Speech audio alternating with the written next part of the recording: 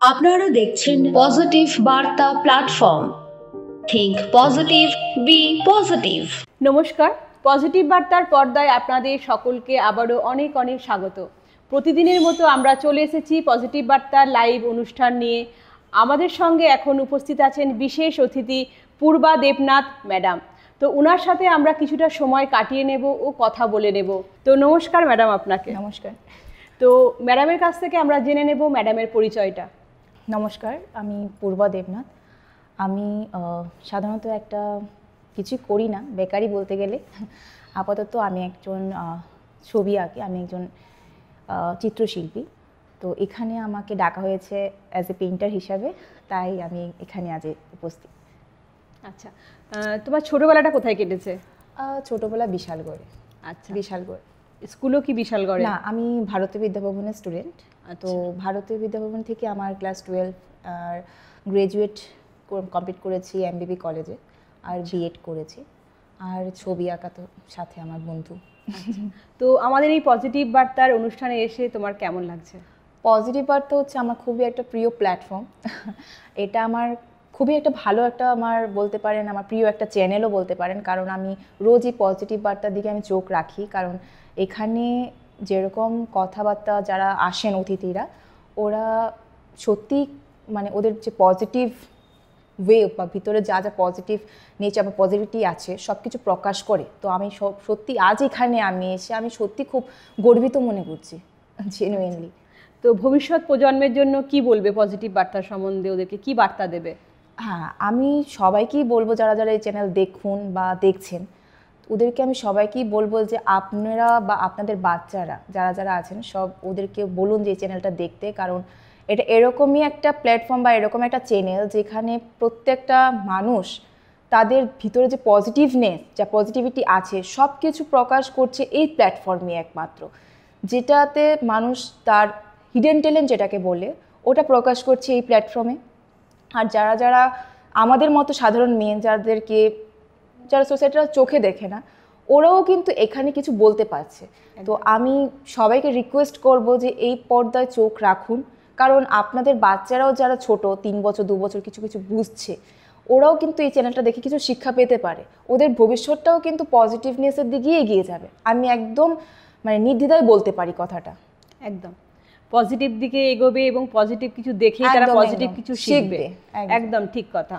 তো এরপর আপনার কাছে জেনে নেব যে আপনার এই ছবি আঁকাটার যে প্রতি আগ্রহ কেন, কিভাবে এলো? ছবি আঁকা নিয়ে আগ্রহ বলতে গেলে যখন আমি কিছুই বুঝতাম না, যখন আমার বয়স 2.5 বা 3 বছর, পড়াশোনার সময় যখন আমরা আস্তে আস্তে ক খ সরা শিখি, তখন থেকে আমার মা আমাকে নিয়ে যেত ছবি আঁকার জন্য। কারণ আমার পরিবারের ব্যাকগ্রাউন্ডে অনেকে ছবি আঁকেন। আমার দাদারা ওরা ভালো ছবি আঁকে, ওরা খুব ভালো আর্টিস্ট, নাম করা আর্টিস্ট। তো আমার মাও যখন দেখছে আমি ছোট, আস্তে আস্তে হাতে খড়ি দেই ছবি আঁকাতে। তো পড়ার সাথে সাথে পড়ার যেমন হাতে খড়ি হয়, আমার ছবি আঁকা নিয়েও হাতে খড়ি দিল মা। তো মা নিয়ে যেত একটা ছবি আঁকার স্কুলে। ওখানেই আস্তে আস্তে শুরু আমার, যখন আমার মনে পড়ছে না 2.5 বা 3 বছর, আমার যখন বুঝের বয়স হচ্ছে, তখনই আমি শুরু করি আর কি। তখনই সবাই যখন আঁকা শুরু করলো, দেখলাম যে ছবি আঁকছে। আমার মা আমার একটা আর্ট খাতা আর ওই মোম পেন্সিল রাবার নিয়ে গেল।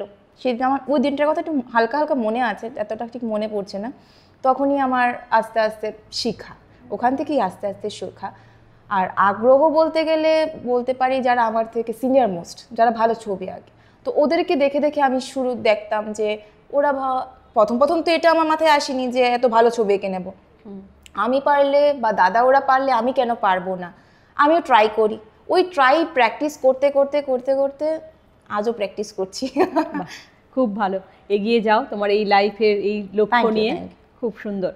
তো ম্যাডামকে আবারও জিজ্ঞেস করে নেব যে এই যে আপনার যে কাজের প্রতি যে ধরন, যে আঁকার যে ধরন, সেটা বেশি পছন্দ বলবো কোনখান থেকে এলো? মানে কিসের ওপর মানে এই বেশি পছন্দটা আছে? ছবি আঁকার মধ্যে বলছি? অবশ্যই ছবি আঁকার মধ্যে পছন্দ তো এরকম কিছু না। ছবি তো অনেক ধরনেরই হয়, রাইট? যেরকম আমরা ছোটবেলা থেকে ছবি আঁকি বলতে গেলে প্রথম গাছপালা, পশু পাখি, তারপরে শুরু করি আস্তে আস্তে মানুষ আঁকা, কি করে মানুষ আঁকতে হয় এত তো ভালো আঁকি না, গুল্লু এঁকে গোল করে এঁকে হাত পা দেওয়া। এখান থেকে আস্তে আস্তে আস্তে আস্তে ধরুন যখন আমি মোটামুটি আঁকতে পারি, তো এখন অবধি আমার ছবি আঁকা ধরন বলতে গেলেও বলতে পারেন আমার খুব ভালো মানে বলতে পারেন খুব মানে ফেভারিট যে ছবি আমি খুব আঁকি, ল্যান্ডস্কেপ বেশি আঁকি আর পোর্ট্রেটই বেশি আঁকি। আচ্ছা আচ্ছা, তো ধন্যবাদ ম্যামকে। তো এবার আসবো ম্যামের কাছে আরেকটি প্রশ্ন নিয়ে, যে আপনার প্রিয় আর্টিস্টকে? প্রিয় আর্টিস্ট বলতে আমি অনেকজনই আছে বলতে গেলে, তো ওদের মধ্যে যারা আমার ইন্সপিরেশন, যাদেরকে আমি দেখে শিখি, বা যেরকম ধরুন বলতে গেলে ইন্ডিয়ান যারা আর্টিস্ট আছেন, যামিনী রয় আছেন, রাজা রবি বর্মন আছেন, বা রবীন্দ্রনাথ টেগোর আছেন, ওরা হচ্ছে ইন্ডিয়ান আর্টিস্ট। তো ওদের যদি বলি, ওদের যেরকম ছবি আঁকা, ধরুন যামিনী রয়, উনি হচ্ছেন জাস্ট মোনোক্রোমেটিক পেইন্টার। উনি যেরকম হোয়াইট, গ্রে, ব্ল্যাক এরকম দিয়ে এক ধরনের রং দিয়ে ছবি আঁকেন, ওটা আমার ইন্সপিরেশন। যদি আমি রবি বর্মাকে বলি, উনি কিছুটা বলতে গেলেন ফিমেল ফিগারিস্টিক যে ছবি হয় ওগুলোর সাথে রিলেটেড, বা যামিনী রয় যেরকম যে মহিলারা যে ফিগার হয় ওগুলো দেখে আমি ইন্সপায়ার। আর যদি বলতে পারেন মানে বাইরে, ইন্ডিয়ার বাইরে, আমার খুব মোস্ট ফেভারিট আর্টিস্ট আছেন, ওটা হচ্ছে পাবলো পিকাসো, যিনি স্প্যানিশ পেইন্টার, আর লিওনার্দো দা ভিঞ্চি, যারা মোস্ট ফেমাস, যেটা হচ্ছে গিয়ে মোনালিসা, আমরা সবাই এক নামে চিনি, মোনালিসা পেইন্টার, উনি হচ্ছে লিওনার্দো দা ভিঞ্চি। তো আর প্যাবলো পিকাসো যদি বলি, উনাকে দেখে আমি ইন্সপায়ার হয়েছি শুধুমাত্র ওনার কিউবিজম, যে অ্যাবস্ট্রাক্ট পেন্টিং হয়, ওনার এইসব ধরনের ছবি দেখে আমি ইন্সপায়ার্ড, যার কারণে ওনার ছবি দেখে আমি আস্তে আস্তে কিউবিজম আঁকা, যেটাকে বলে আমরা অ্যাবস্ট্রাক্ট পেন্টিং, যেটা জিওমেট্রিক বা ফ্র্যাগমেন্টেশনের জিওমেট্রিক টাইপের ফিগার দিয়ে আমরা ছবিটা আঁকি। বা যেটাকে বলতে পারেন একটা ছবির মধ্যে কি হয়, পুরো আইডিয়াটা জিওমেট্রিক শেপে আমরা এঁকে ফেলি। হ্যাঁ, তো ওনাকে দেখে আমি শিখলাম যে কী করে উনি আঁকেন, বা ওনার একটা বই আছে, ওই বইটাও পড়ে আঁকলাম যে এরকম জিওমেট্রিক টাইপের ছবি। প্রথম দেখে তো কেউ বুঝলাম না, আমিও বুঝলাম না। যখন পড়া শুরু করলাম যে কী করে উনি এরকম জিওমেট্রিক ফিগার দিয়ে পুরো ছবির আইডিয়াটা একটা পেপারে এঁকে ধরেন, তখন আমরা বুঝতে পারি যে, তখন ওটা নিয়ে আমরা পড়াশোনা যখন করতাম বা স্কুলে ভর্তি হতাম, আমরা ফার্স্ট ইয়ার সেকেন্ড ইয়ার এরকম যখন আমরা রিটেন এক্সামও দিতাম, তখন পড়ে পড়ে পড়ে পড়ে বুঝতে পারলাম যে ছবিটা কী করে হয় এক্স্যাক্টলি। তো উনি আমার বড় ইন্সপিরেশন বলতে গেলে। বাহ, খুব সুন্দর। তো ম্যামের কথাগুলি শুনতে সত্যি খুব ভালো লাগছে।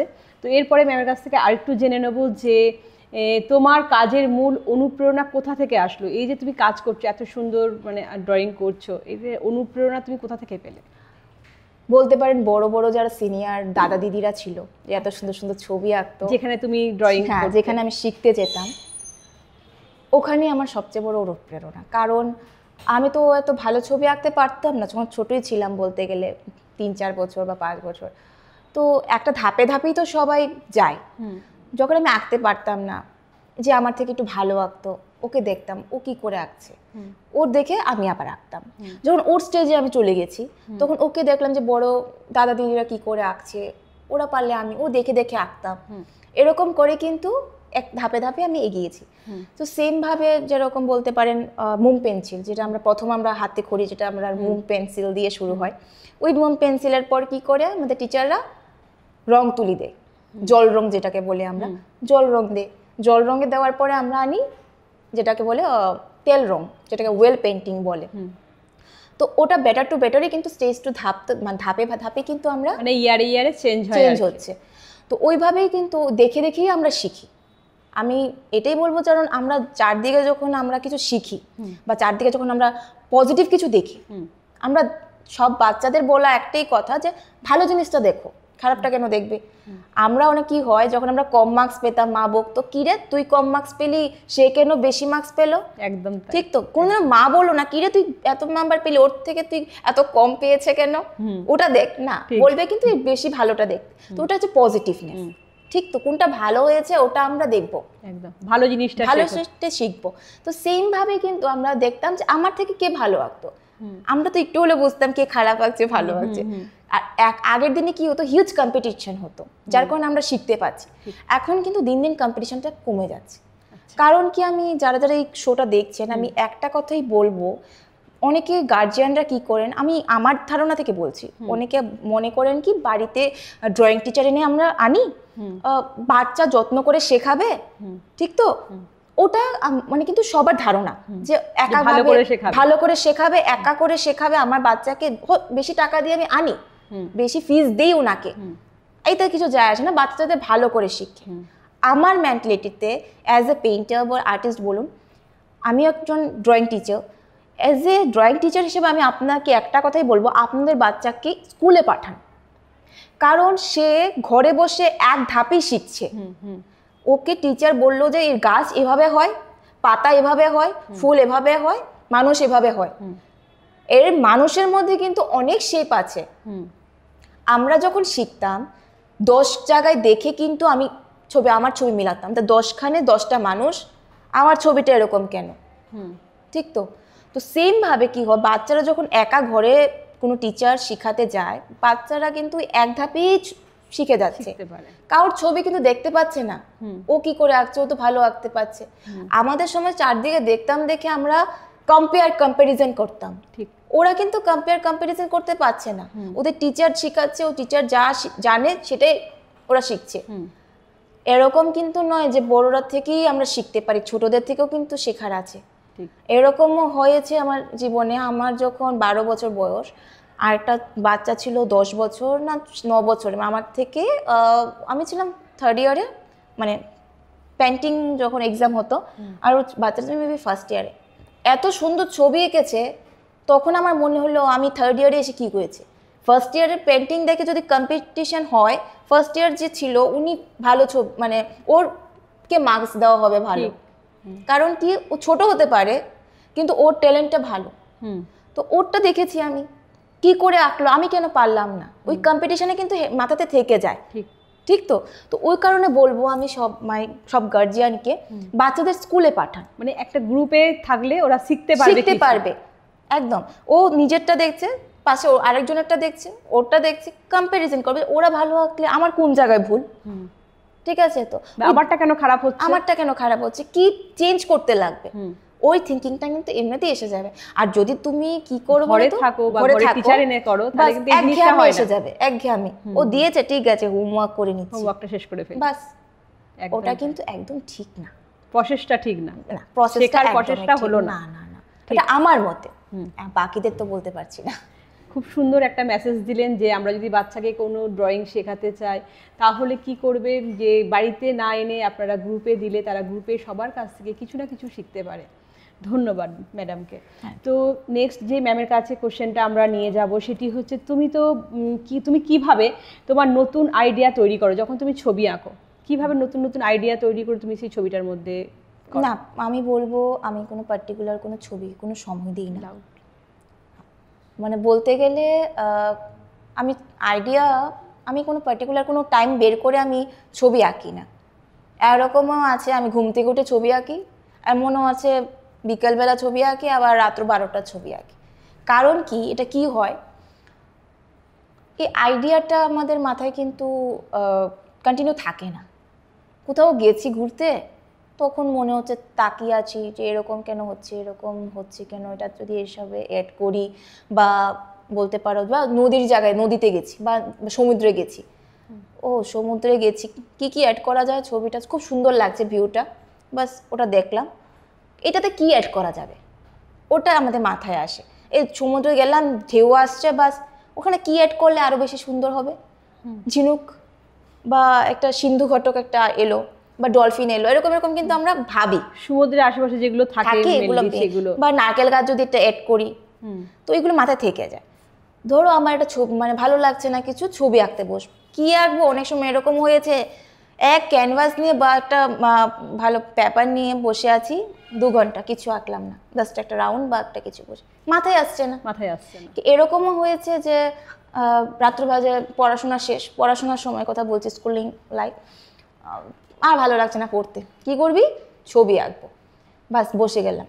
বা পড়তে বসছি, পড়ার মন বসছে না, ওই সাইডে রাফ স্কেচ করেছি একটা, যদি ছবি আঁকতে বসি মা তো দিবে বকা এখন ছবি আঁকতে বসলে, ওই সাইডে একটা রাফ স্কেচ করেছি, আচ্ছা পড়া শেষ হলে এই ছবিটা এঁকে নেব, ওই রাফ স্কেচ সাইডে রেখে আবার পড়া শুরু করলাম, মা ভালো লাগছে না, পড়া শেষ 10টা বাজে, কি করবি, ঘুমা না, ছবি আঁকবো। ওই রাফ স্কেচটা নিয়ে পেপারে এড করে মাইন্ডটাও ফ্রেশ হয়ে গেল, হয়ে গেছে। ঠিক। তো ওভাবেই আমরা ছবি আঁকি বেসিক্যালি। আচ্ছা। আর আইডিয়া যদি বলি, আইডিয়া ওইভাবেই আসে, আমাদের চারদিক দেখে আইডিয়া আসে। যেরকম ধরুন একটা বাচ্চা মাকে মানে মা বাচ্চাকে নিয়ে বসে আছে, কেন বসে থাকবে, ওর ব্যাকগ্রাউন্ড কি হতে পারে, ও যদি এরকম পেতো কি, মানে অনেক কিছু ভেবে ভেবে ভেবে এত তো বলা যায় না কখন কি আসে মাথায়, ওভাবেই আঁকি আর কি। মানে আইডিয়া যখন আসে তখন সেইভাবেই মাথায় আসলেই আমরা এঁকে ফেলতে পারি আর কি। ধন্যবাদ ম্যামকে। তো এরপরে আসবো যে তোমার মতে একটি চিত্র শিল্পকর্মের ভালো বানানোর প্রধান উপাদানগুলি কি হতে পারে? চিত্রশিল্পে উপাদান বলতে গেলে বেসিক টু অ্যাডভান্স যদি বলি, বেসিকে তো আমরা শিখি কি বললাম, ওই রং তুলি আর পেপার দিয়ে পেন্সিল দিয়ে ঘষতে ঘষতে ঘষতে ঘষতে দেখলাম মোম পেন্সিল সে ফুটছে না ছবিগুলো। তারপরে আমরা যখন আস্তে আস্তে ছবি আঁকাটা একটু শিখি, আমাদের টিচারই বলে যে ঠিক আছে মোম পেন্সিল সাইড করো, এবার জল রং নাও। ওরা দেখিয়ে দিল জল রং, আচ্ছা জল রঙে ছবি আঁকলাম। আঁকার পরে জল রঙের মধ্যে যেরকম আমরা রং নিই, তুলি নিই আর জল নিই, বাস জল রং বুঝেই যাচ্ছে জল রংটা কি।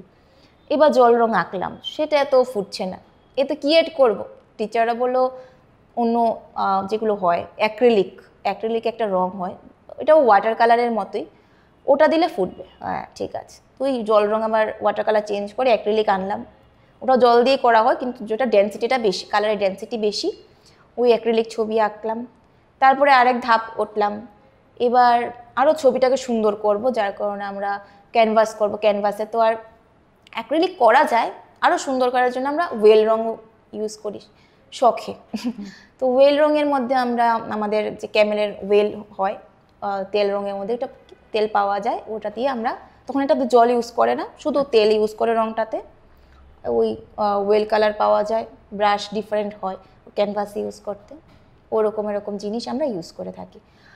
আর বাকি কিছু বলতে গেলে অন্য মিডিয়ামের রঙও আছে, আমরা মিডিয়াম ইউজ করি। বা কেউ যদি কাপড়ে কিছু আঁকতে চায়, কাপড়ের জন্য ফেব্রিক আছে যেগুলো আমিও করে থাকি, এরকম বিভিন্ন ধরনের রং হয়। তো এটাকে কি প্রফেশনাল হিসেবে নিয়েছো না এমনি শুধু ইচ্ছা হয় আঁকো এরকম? প্রথমত সত্যি কথা বলতে গেলে যেহেতু আমি ছবিটাকে মানে ছবি আঁকা ভালোবাসি, এটা আমার শখ, প্রথমত শখ। আর প্রফেশন বলতে গেলে সব কিছু আজকাল দিনে প্রফেশন, না হলে মানুষ তো চলতে পারে না। তো আমিও কিছু কিছু বাচ্চাদের ছবি আঁকাই, ওরা শিখতে আসে আমার কাছে। আর আমি একটা আগরতলা শহরে একটা স্কুলের সাথে যুক্ত আছি, যারা বাচ্চাদের পরীক্ষা দেওয়া নেওয়ায় ওদের সাথে আমি কন্ট্যাক্ট করিয়ে দিই, ওরা পরীক্ষা দেয়। আচ্ছা, ওভাবেই চলছে। তো মোটামুটি কতজন স্টুডেন্ট আছে তোমার কাছে? এখন টোটাল 12 জন আছে যারা আমার কাছে শিখতে আসে। সেখানে পরীক্ষা দেওয়ার সিস্টেমগুলো আছে? হ্যাঁ, আমি সিস্টেম করে রেখেছি। আচ্ছা, ওটা আপনার কিছু এখানে আছে বঙ্গীয় এখানে ওদেরকে। তো তোমার এই সেন্টারটা কোথায়? সেন্টারটা আগরতলা মেন শহরই আছে, নাম নেব না। আচ্ছা ঠিক আছে।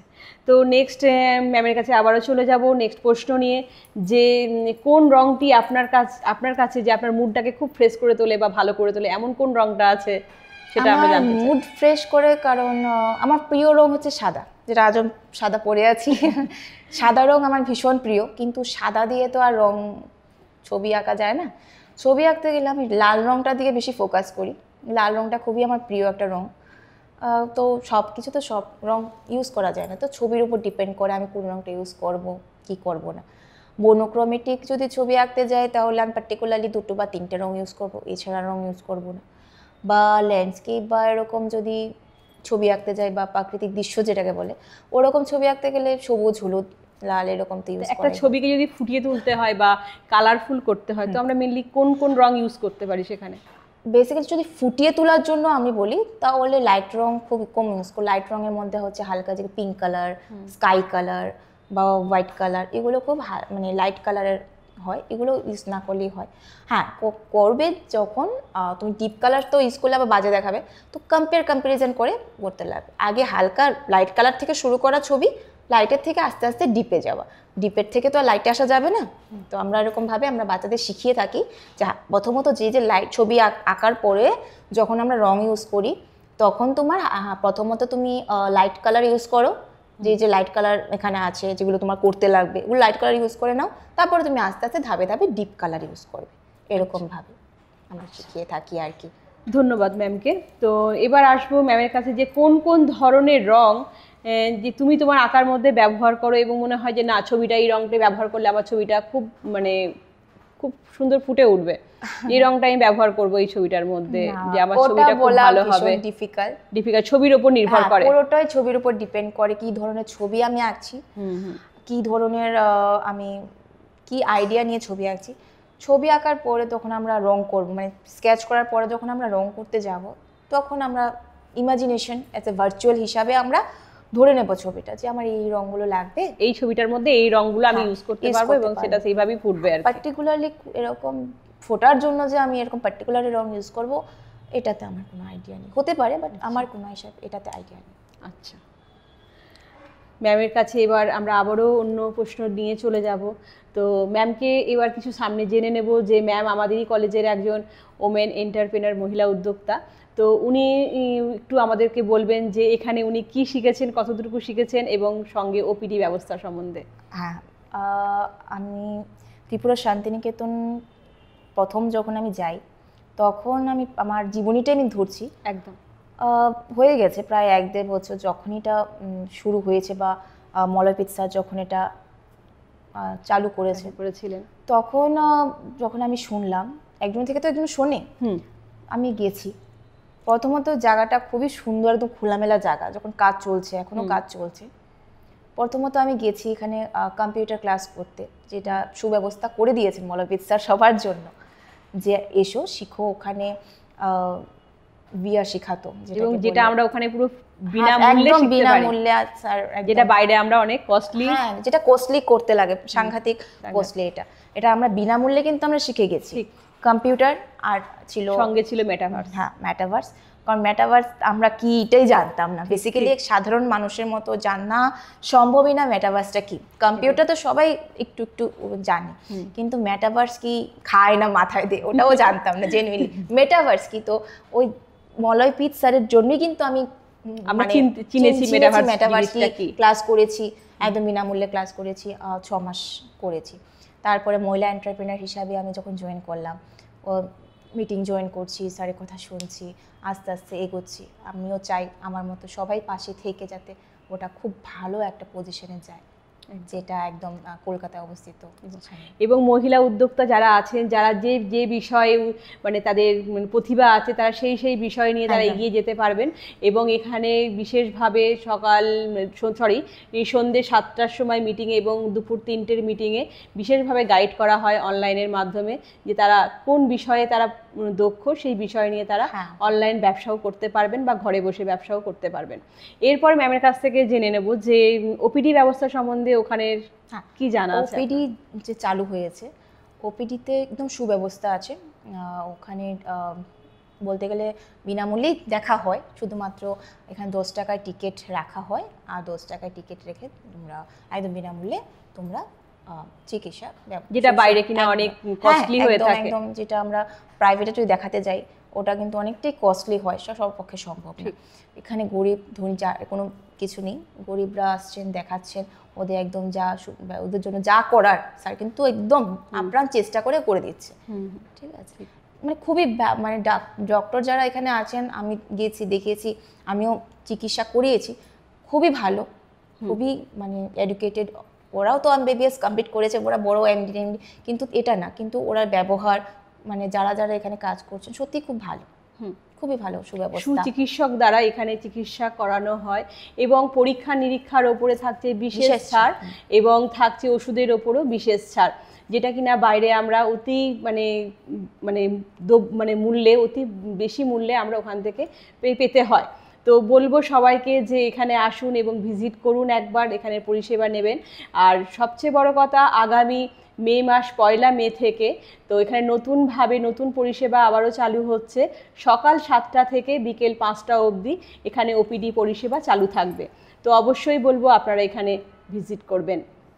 তো এরপর ম্যামের কাছে যেটি আসবো, যে বাচ্চাদের জন্য আপনি কি মেসেজ দেবেন, যে তারা যাতে আরও সুন্দর করে তারা আগ্রহী হয় আর্টের প্রতি। বাচ্চাদের জন্য মেসেজ নিশ্চয়ই আমি দেবো, ও বাচ্চাদের যারা গার্জিয়ান, মেনলি তো বাচ্চারা তো নিজে থেকে কিছু শিখতে পারবে না, গার্জিয়ানদের বলবো যদি আপনারা বলতে পারেন যে বাচ্চাদের ছবি আঁকা শেখাবেন বা ছবির উপর একটা বাচ্চাদের আকর্ষণ, সেটা ভিতর থেকে আসে, ঠিক আছে তো। আর বাচ্চা তো প্রথম বুঝবে না যে কি কোনটা করব, হ্যাঁ ওর ভিতরে কিছু হিডেন ট্যালেন্ট থাকুক না থাকুক ট্রাই করতে তো আপত্তি নেই, ওদেরকে নিয়ে যান স্কুলে ভর্তি করান, ছবি আঁকান।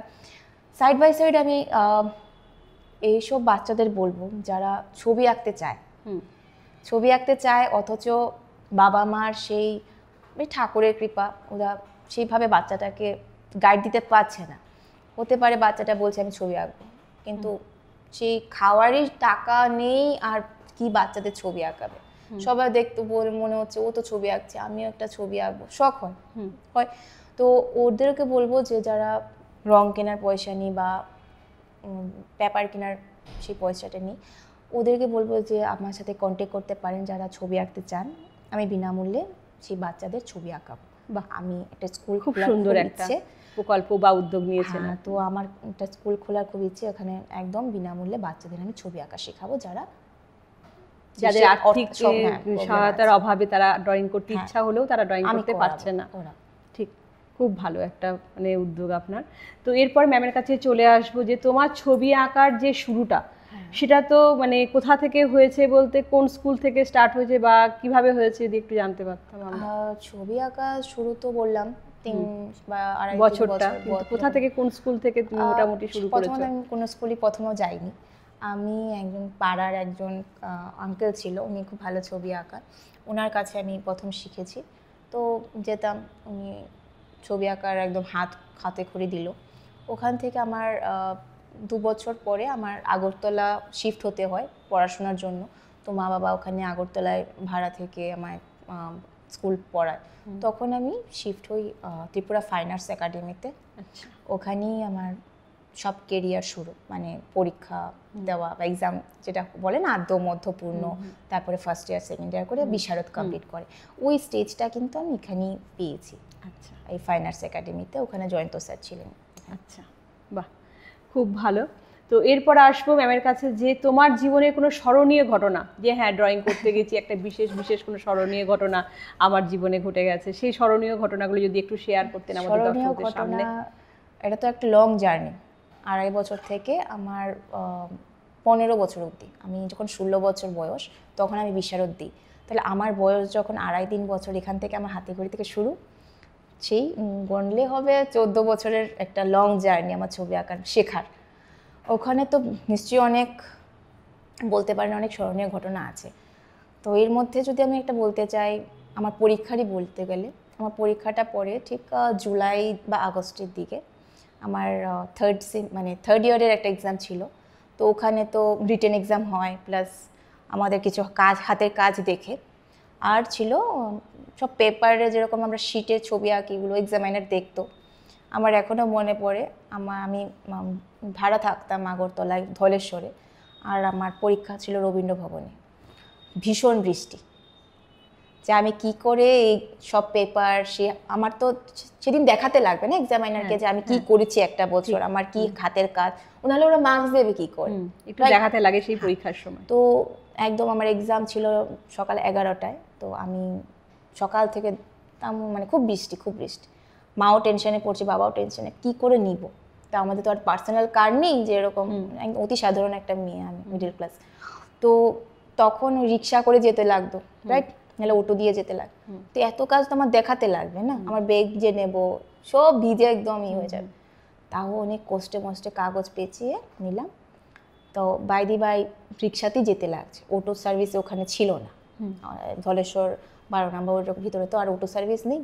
সেই রিক্সা ঠিক করলাম, মা ধরলো, মা ধরলো আর আমি ধরলাম।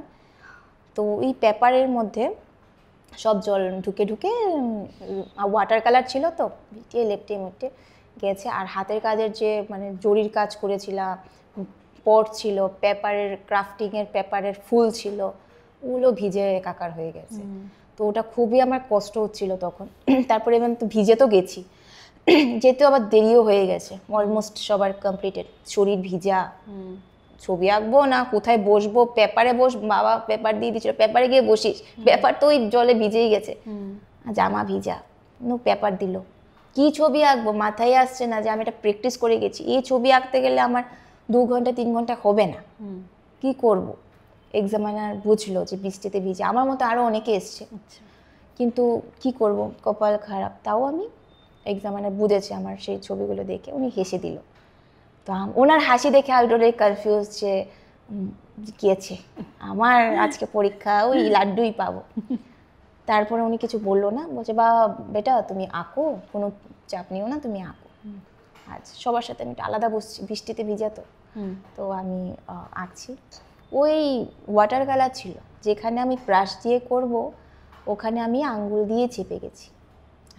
আঙ্গুল দিয়ে চেপে গেছি, মানে গাছের মধ্যে আমি মানে তুলি দিয়ে আমি পাতা দেবো, তো কি পাতা দেবো, এই আঙ্গুল দিয়ে তাড়াতাড়ি করার জন্য আঙ্গুল দিয়ে সলিড রং, ঘন ঘন রং ইউজ করেছি। এক্সামিনার এসে আবার দাঁড়ালো, দিয়ে হাসছে, আরে আমি কি ভালো করছি না খারাপ করছি সেটাই বুঝতে পারছি না। তারপরে মানে আমার চোখেও জল অবস্থা, এমনিতেও আমার হাতের কাজের যে মার্কসটা থাকে প্র্যাকটিক্যালে ওটা তো গেছে, এটা তো জলে ভিজে তো নষ্ট হয়ে গেছে অনেক, ওটা দেখানোর মতো অবস্থায় নেই। পেপারও একদম কি বলবো জলে ভেজে যাওয়া হয়। আমার ছবিটা দেখেও উনি হাসছেন, তাও আমি কোনো মতো ব্রাশে হাতে করে ছবিটা দিলাম। তারপর ওনা বললো আমার বয়স কত জিজ্ঞেস করে। তারপর ঠাকুরের কৃপায় আমার ওই দিনটার কথা মনে পড়ে। মা বললো পরীক্ষা কেমন হয়েছে, মাকে আর বলি না চোখে জল, উনি এসে বারবার হাসছে। মা বলছে আজকে কিছু হবে না, যা হবে ভালো হবে।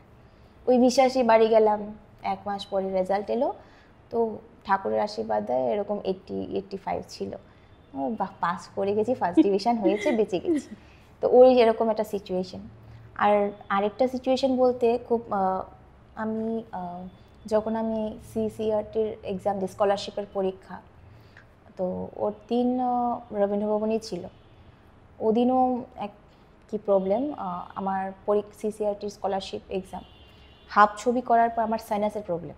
ওটা আমার জীবনের সবচেয়ে বড় একটা প্রবলেম, কি সাইনাসের প্রবলেম, নাক দিয়ে ব্লাড বেরোতো। আচ্ছা, তো ওটা আমার 15 বছর বয়স লাস্ট যখন হয়েছে, তখনই লাস্ট হয়েছে, এর আগে হয়নি।